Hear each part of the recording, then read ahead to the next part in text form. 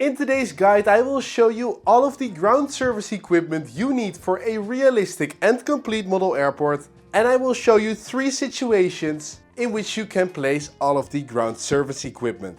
Just after the aircraft has arrived on the stand, during the turnaround, and just before the aircraft is going to depart for takeoff. First I'll show you all the individual pieces of GSC you need for your model airport. A jetway or passenger boarding bridge. This is a movable enclosed walkway that connects the terminal to the aircraft door for boarding and deboarding of the aircraft. Though this boarding and deboarding can also be done using aircraft stairs. There are some higher and lower variants of these stairs. A high loader is a scissor lift truck used to load cargo and catering containers into the aircraft's main deck or lower hold. This left one is often seen at widebody aircraft, whilst this other one is more often seen at narrow-body aircraft like the Airbus A320. The piece of equipment in the middle here is a speed loader. It is used to transport the containers from the high loader onto the cargo dollies, which a tug will bring to its next location. And this one is used with both the narrow and wide-body aircraft. To transfer individual pieces of luggage or mail into the aircraft, a power stow belt loader is used. A conveyor belt loader with a flexible arm used for efficient baggage loading and unloading. Next is the ground power unit. This provides electrical power to the aircraft while on the ground.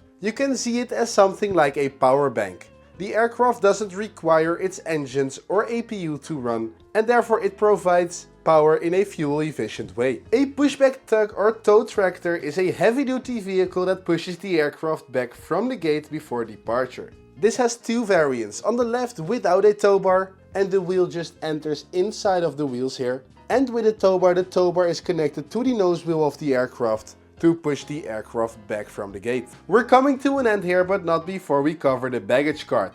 A small trailer used to transport checked luggage between the terminal and the aircraft. Very important for your food and drinks aboard the plane are the catering trucks. A truck with a lifting platform to load and unload in-flight meals and supplies. In the winter, when ice builds up on the aircraft surface, de-icing trucks are used, spraying anti-ice fluid on the aircraft surfaces to prevent ice buildup. The fuel truck provides fuel to the aircraft either via a fuel hose or a hydrant system in the ground at the aircraft stand. The hydrant is a system of fuel pipes underneath the ground and can be recognized by this marking, on which no ground service equipment except for the fuel truck are allowed to park. To transport passengers from remote stands to the aircraft, passenger buses are used and therefore unmissable as the GSC on your model airport. And finally, in case of an emergency, fire and rescue vehicles are there for rapid response to incidents. Most of them are fire trucks, but also ambulances and police cars are present at airports. And finally, the tiniest piece of ground service equipment are these cones, used to place underneath the wingtips and in front of the aircraft engines. That's a whole overview of all the ground service equipment needed at your model airport.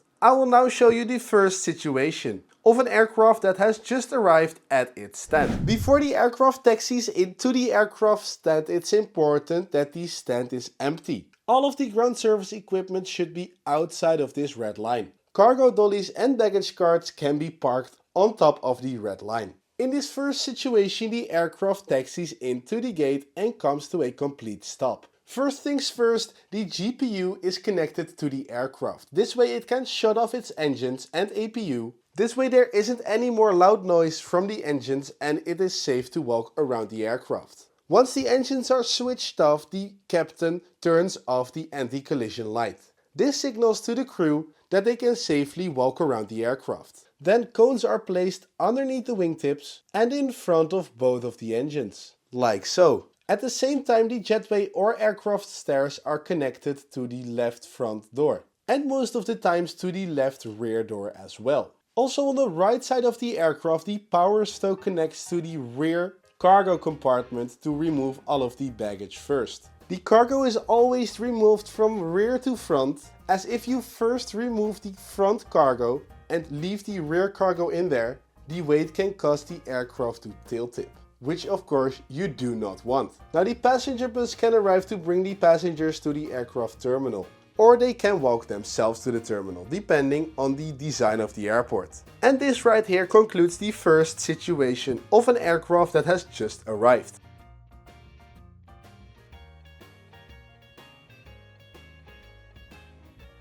In the second situation, the aircraft turnaround is happening. Multiple services work simultaneously to unload arriving cargo, load departing cargo, refuel and prepare the aircraft for takeoff. The bus with the arriving passengers has departed to the airport terminal. All passengers have left, so using a small truck, a cleaning team arrives at the rear door to clean the whole aircraft. In the small bus they carry cleaning tools and trash bins. On either the left or the right side, the fuel truck arrives to refuel the aircraft. This always happens underneath one of the wings. At the right side of the aircraft, all of the unloading of the cargo is completed. So there is space for a catering truck to come and refill all of the supplies on board. And in the meantime, new baggage and cargo can be loaded on the front, which can look like this. And this right here is situation 2, the aircraft turnaround.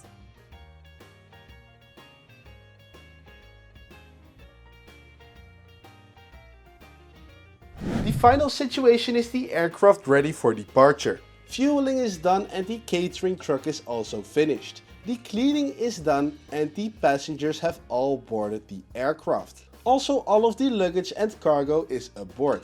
Now we're only left with the cones, a GPU, and what arrives to the aircraft next is the pushback tug. Once the captain in the front is ready, he signals to the pushback driver that he can connect. Before he does so, he walks one last round around the aircraft to check if everything is fine. In this round he also removes all of the cones. And finally the captain starts its APU so the GPU can disconnect and the aircraft is now fully on its own. The pushback driver connects to the nose gear of the aircraft and lifts. And once the ATC has given the instruction that the aircraft is clear for pushback, the pushback driver sets off for departure.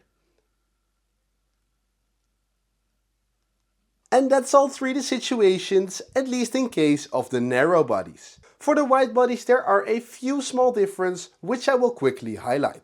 Once the wide body has arrived, the GPU connects and the cones are placed at the same locations as for the narrow bodies. Though this time the aircraft stairs or jetway is often placed at the L2 door. This to create a distinction between the business class passengers at the front and economy class in the rear. And to not let the business class passengers be intervened by the economy class passengers needing to walk through there to the front door. A belt loader can be placed at the rear left of a wide-body aircraft. Here they have a small compartment in which some luggage and cargo can be placed. Though all of the big cargo pieces are removed and loaded from the right side of the aircraft. Using a high loader it connects to the aircraft. The high loader connects to the aircraft and takes the containers out of it. And then the speed loader grabs these containers from the high loader and brings them towards the dollies. He puts them on the dollies and drives back for the next cargo container.